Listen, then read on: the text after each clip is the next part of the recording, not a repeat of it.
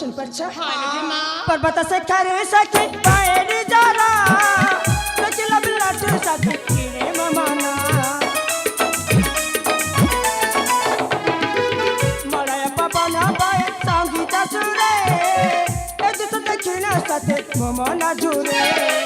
कलम दरीना अते लेखाई विजय गीते कलम दरीना अते लेखाई विजय गीते मने पड़े से पीला दिना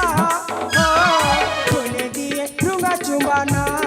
सखीला आएला सोनाला बोले दिए रुंगा चुंबाना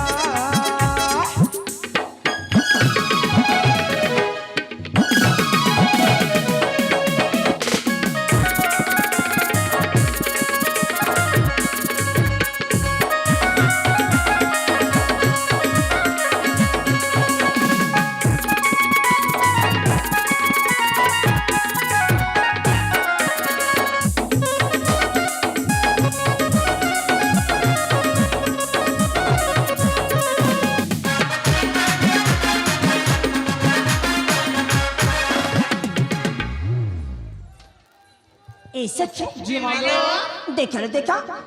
बेले से वैसे में ही गलानी हालो जी माँ सेड़े में पीता मता मते खिचते बेले सखी मने हाँ तो हमको हम गृह की जीवा पड़बा तारे जीवालो जीवालो जी माँ